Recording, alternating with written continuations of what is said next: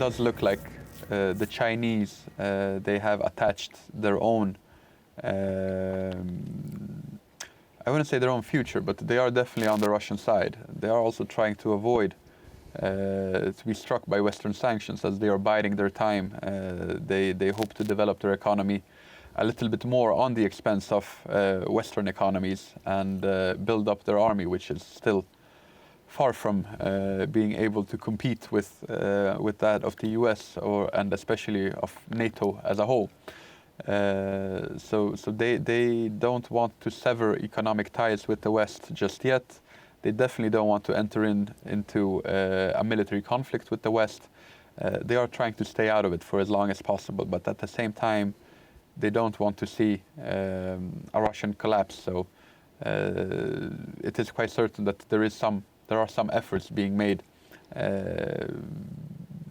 behind the scenes by yes, and interestingly, I think I read that President Zelensky has said that she is very welcome to come to Kiev to have a chat. Yes. Even though Russia has rejected the peace proposals, Zelensky hasn't exactly accepted them either, but has actually been open to Xi visiting Kiev, which is quite interesting. It is a strategy that Ukraine started using after the annexation of Crimea in 2014.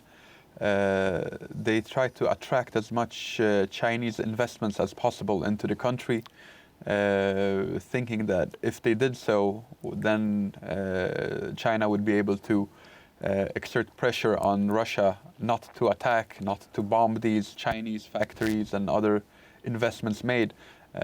So the Ukrainians, they have seen China as a potential force that could hold Russia back, and they still have some hopes that China could play this role. But at the same time, there have been many statements since the war during which top politicians, Ukrainian politicians, such as Alexander Mereshko, the chair of the parliamentary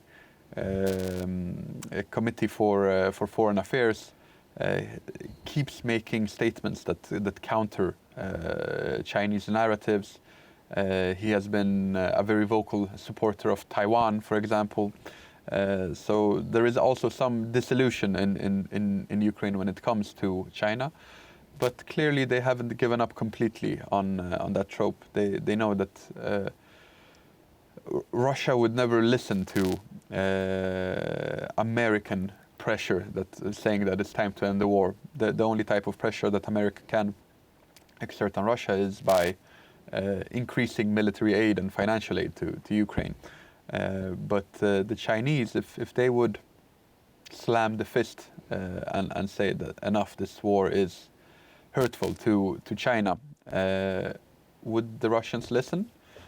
It's not certain. The Russians, they still have this arrogance and pride, believing that they are a superpower, even though it's obvious that they are not. But it is heavily ingrained in Russian mentality. So it's not certain that they would listen to Russia.